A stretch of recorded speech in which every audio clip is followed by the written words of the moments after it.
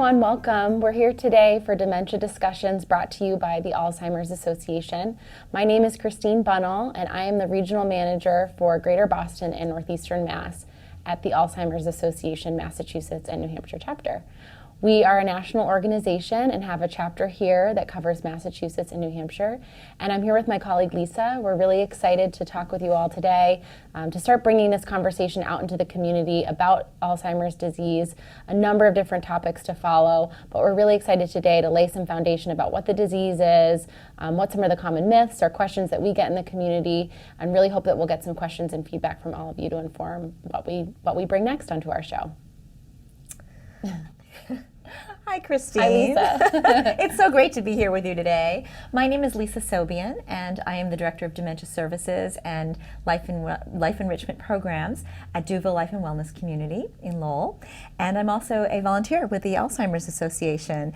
And Christine and I met a couple years back. We were actually doing a gig on local radio for our upcoming Walk to End Alzheimer's.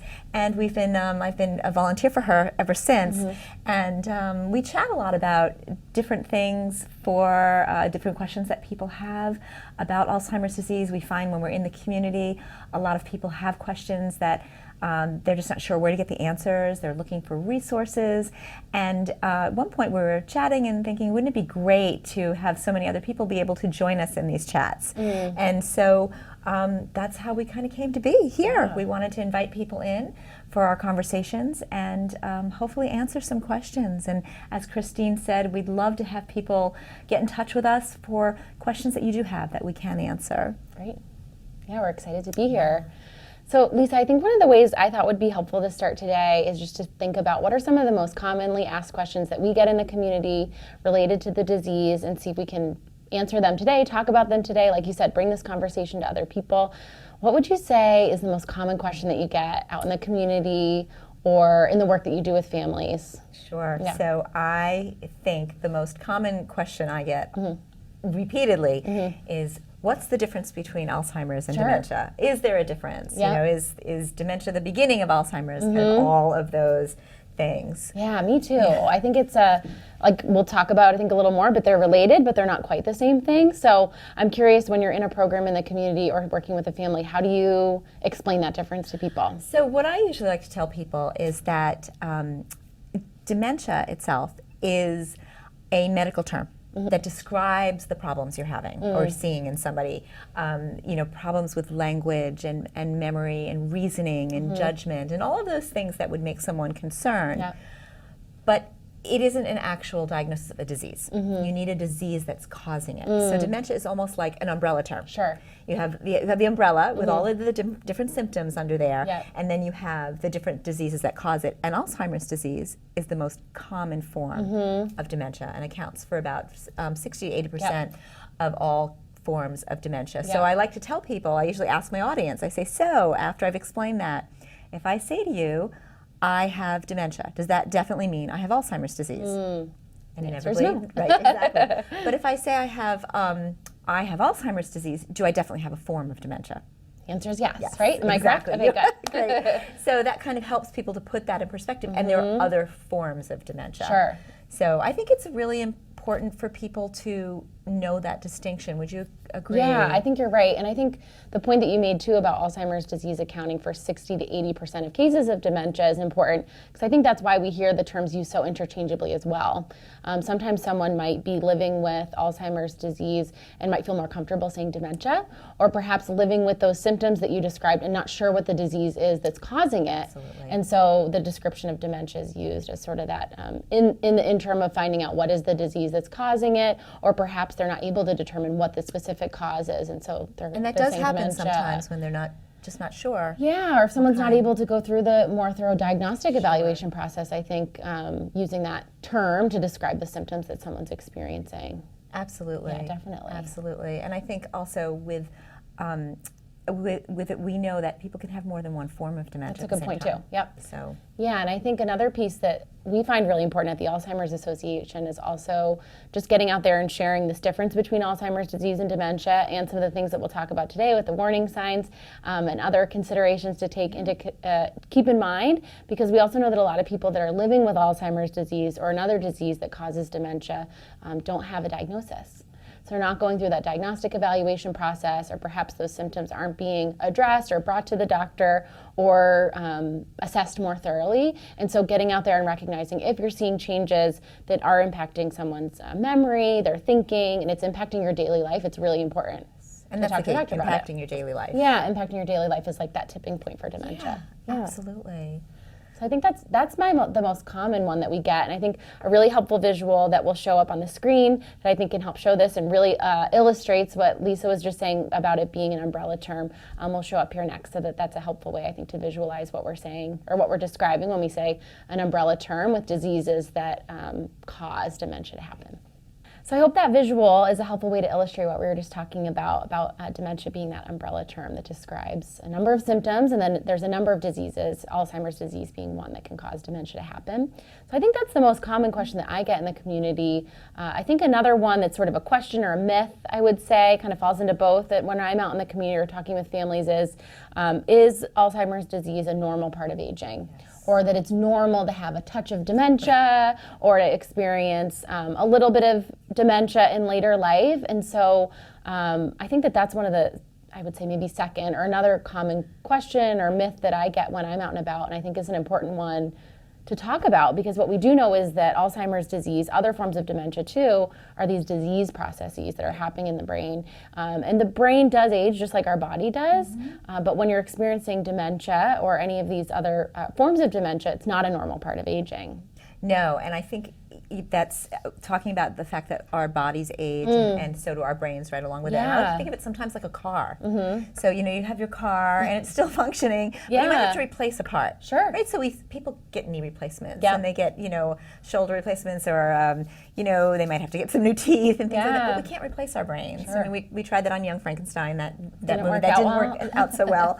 So unfortunately, we've got a lot of neurological things that happen, I think. But we still know that it's not the normal way we're supposed to age. Our brain is not supposed to get these diseases, and I think that's the salient point, that it's a disease function. Sure. And so I do hear that a lot, and I have to say, the more people are getting education, the less I'm hearing that people think it's on automatic. Sure, sure. But it's still something I think that's really important to clear up, that myth that you're not automatically going to get this disease if you live to a certain point. However, age is the largest risk factor. Right, right. And that's the other piece we're talking about before. Alzheimer's disease and dementia, they're related. Age and Alzheimer's disease are related, but it's not deterministic. That if you reach a certain age, you will get Alzheimer's. But to your point, we do know that advanced age is the greatest risk factor for developing the disease. About 1 in 10 people over 65, and then that increases as our age increases as well. Absolutely, but it's still not the norm, even though, I mean, I think it depends on which statistic you read, but by over 85, it's about 47 or 51%, it depends on the statistic, but still it's not the norm. Correct. To do that. So you're not destined to do that, and brain health is so important, which I think would be a great thing to talk about on another episode, because people are really asking about Definitely. And I think that is such a good point that you made. There's not this deterministic piece. It might increase your risk, but what does that look like to help minimize some of risks? And I think that's a great thing that we could talk about another time. The research that's related to lifestyle and other factors that can help mitigate those risks. I think that one thing that sometimes I get asked in my talks, and I'm sure you do too, that is related to this, is in terms of, is there a genetic test to be able to test if someone's going to have it? And it's an interesting thing, because certainly the more people you have in your family, if you have more than one relative that has it, your risk increases. However, it's still not deterministic, and there are certain genes that are contributory for risk, but again, they're not deterministic. Right. So if you carry those genes in what they call late onset Alzheimer's, which is after 65 typically, it's just going to increase your risk, but it doesn't mean you're definitely going to get it. Whereas with early onset Alzheimer's disease, which is a whole different baseball game, there is a gene that is linked to that. So that's potentially another talk for another day also. Yeah, no, those are very good points, Lisa. Yeah, and I think about that a lot in the community too. I think especially now, I don't know if you've ever, have you done a 23andMe or any of those genetic tests? No, I have not. I have a cousin who did it, and I'm kind of linked onto that seeing my relatives. Yeah, but yeah. And some of those, I mean, it's so cool, the technology that we have now and this information that we can gather, and yet I do in the community talk with folks about considering how you interpret that information, being really mindful of talking to your doctor or a genetic counselor about some of those results, because some of them do have what you were talking about, those risk genes on the panel. And the challenge is you could have that gene and develop Alzheimer's disease, or have the gene and not. Never. Yep. And you could also not have that risk gene and go on to develop Alzheimer's disease. Absolutely. So it's confusing. It can be confusing to figure out, what does this really mean? Right. And then the other point that you made about those deterministic genes that are very rare, it accounts for less than 1% of cases, meaning if you have the gene, you will develop the disease. I think there's like about 450, 500 families that carry that. Yeah, in the it's United a very States. small. It's a very small Very percentage, and Yes, typically they know. involved in research or no, because it's very pervasive in their families. It's a good point. Absolutely. And yet, with more information that we have, understanding what your risk factors are, might you have a gene? Are there other factors like increased age, history of head injury? Sure.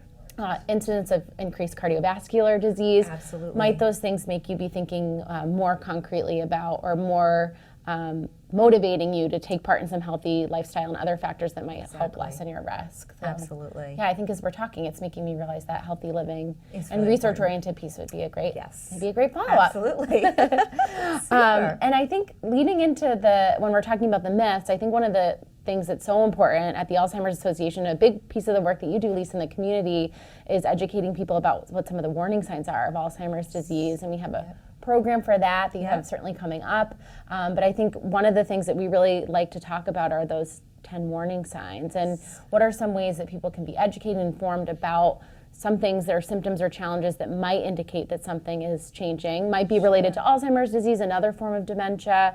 So that's a big piece of what we do. And I think a great thing, we'll show this visual that just lists out here the 10 warning signs for Alzheimer's disease. And then Lisa and I will talk a little bit more about them. Absolutely. Yeah. And so you can see from these 10 warning signs, it covers a lot of different ground here. We're not just talking about memory loss. And I think that that's commonly or more of a leading or predominant symptom that we know related with Alzheimer's disease, but it does affect the whole brain. It does. And other forms of dementia impact other parts of the brain more significantly initially. And so there's a lot of different changes. This isn't just memory that we're talking about. And I think that's a myth that people think that memory loss is related to that. And I think there's some changes also that happen that are normal as we age. We talked about some of the things that happen in our body, but we do have some changes as we age. It might be that we take a little bit longer to remember somebody's name, or don't do more than one thing as well as we used to. I always ask people, have you ever been sitting in your living room watching TV, and then you kind of walk into the kitchen and you're like, oh my God, why? What did I come in here for? Right? And what do you do when that happens? Yeah, well, that's such a great question. I mean, it happens regularly for me, but I think it's one of those things where you. I have that ability in that moment maybe to retrace my steps. Maybe I go back to the couch and I sit and walk think, walk backwards. I don't recommend that. You don't want to fall. But I tend to sometimes, I'm walking backwards. Totally retrace your steps. But our brain does it on its own. And we don't have to sit down and say, okay. I mean, sometimes you're trying to really figure something out. But it comes back to us. And that's because our brain is healthy and functioning the way it should. And you've lost your car temporarily in a parking lot. And then you can find it. And those are normal things. And people sometimes worry because we hear so much about memory loss being an issue that people now are hyper-focused on, oh no, I forgot this, what does that mean? And I think that, there are some of these normal things, and sometimes it's trying to do too many things at once, not getting enough sleep, being really stressed out, can really affect our recall. I know when I'm tired, I will have kind of some word finding issues. I can't put my finger on that. Definitely. And so when we talk about things that are, this kind of leads right into the 10 warning signs, because one of the warning signs is memory issues that disrupt your daily life. Yeah. So when I can't remember, the actor's name that I saw in the movie the other night, it's not affecting my daily life, and I will kind of recall that later. Have that aha moment. That aha moment. Yeah. Sometimes it's at 3 a.m. Now with social media, I could just post it and say I remembered and not wake anybody up. But that is those memory things where you're unable to really depend on yourself anymore for remembering. It is normal as we get older to need more notes and reminders. Yeah. And I know when I'm walking down the hall and somebody tells me something, if I don't write it down, I will tend to maybe forget it by the time I get to my office. As I'm older than you, so you might not be at that point it happens. yet. No, I think the points that you make about sort of normalizing that some of these warning signs may be due to lack of sleep, inattention, due to a lot of competing priorities or other things that are going on.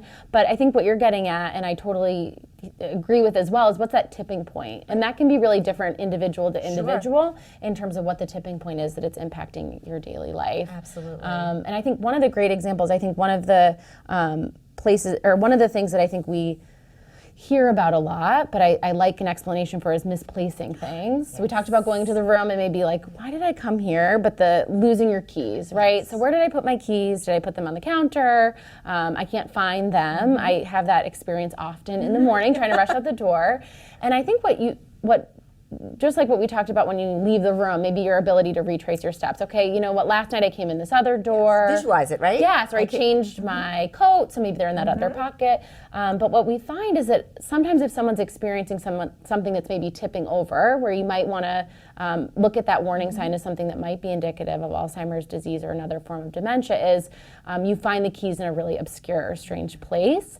Or you're not sure what to do with them. Or what to do with them. And I think sometimes if you find your keys in the refrigerator or in a cabinet, it might be that you're putting the groceries away, right? And they fell in there. Right. It might also mean that you're losing the ability to recognize what the keys are for, and therefore putting them in the wrong place as a result. And perhaps blaming somebody else. If you put your suspicious groceries thinking away and your keys have fallen in there and you open the refrigerator, you're like, oh my God, I can't believe this. That having that insight of, I can't believe I did this, as opposed to someone else must have, stolen my keys. Right, because they're not where I put them. Right. Yeah. And I think it's important for people to understand too that memory loss can also be so many other things. People are sometimes afraid to go to the doctor because they're afraid someone's going to say it's Alzheimer's, but there are so many other things that can cause memory disruptions that you want to take care of also. So, trying not to be so afraid of going out and finding that. Yeah, and figuring it out. And I think one of the other warning signs that I think is less commonly known is also having trouble with visual and spatial relationships. I think about that in a lot of different ways, but a great example from someone from one of our early stage programs had shared with a colleague of mine was that he started to notice a change when he was having difficulty with his driving route home from work. Worked in downtown Boston, in and out every day, drove in and out every day. And I know for myself, when I go into Boston, I have my GPS ready. I might be checking with my husband or maybe my dad about what the traffic pattern looks like. I'm armed with a lot of resources and compensatory strategies to help get my way home, because it's not a familiar route to me. But for this gentleman, this was like the back of his hand going home. And when he had to take pause in that garage to say, where do I go? Where do I go next? I might needed to maybe call his partner or needed to call on the use of a GPS system. That was different for him. Sure, and it wasn't a momentary, wait a minute, quick lapse, right? He really was losing that a bit, lost his ability to kind of map his way home with those other managing and interpreting that visual and spatial relationship and the planning it takes to get home and do a complicated task like driving. And so I thought it was such a great example that he shared, because it gets at this less commonly thought of challenge or warning sign, and also this really important piece of individual differences. So for him, that was very different and a cause for a disruption in his daily life. Whereas for me, if that was me in the parking garage, I needed all those tools. That was the normal for me. So I think that's where this can be challenging and also too. being able to use those tools. You can someone could put you down in a new environment, and you can pull up your GPS. I mean, I always joke with people because I used to have this amazing sense of direction. And now I've depended so much on technology that I don't think it's as good as it used to be. But I can figure it out, and it's almost, I heard somewhere, and I don't remember where, but it's almost like when you have dementia, it's like you've lost your GPS in terms of just everyday life. Yeah. And I tell people, think about if you're in an environment where you're totally new. Yep.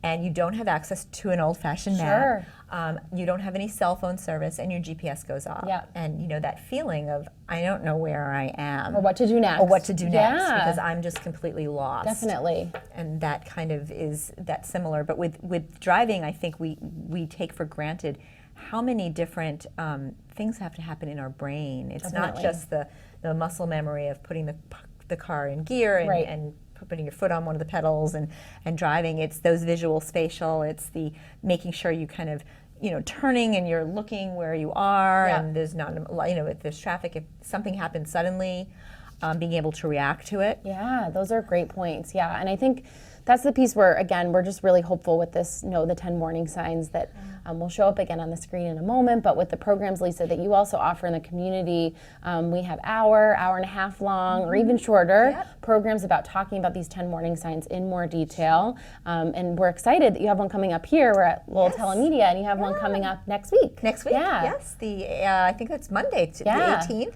It'll be from 4 to 6 here. And anyone is welcome to come and have an in-depth program on the 10 warning signs and ask questions, and we're really trying to get the word out for that. You can also find so much information on the Alzheimer's Association website with all of this, and find all the different programs that you're doing and so many other people. And I think that the 10 warning signs, it's really so important to recognize those and try to get the diagnosis as early as we can for so many different reasons. But another one that people tend to sometimes have trouble with is, completing familiar tasks. Sure. Things that we take for granted, that we just do automatically, that suddenly we can't do anymore. Sure. And, What comes to mind for you? Well, with what that comes one? for mind is actually one of the videos that we show in the 10 warning signs. Oh, sure. And this woman who's a PhD, Okay. and she shares with us in her video that she used to, things that she used to take for granted, like sending emails. She used to whip them off really quickly. Yeah. And then she was starting to take a half an hour to write a simple email, putting those words together.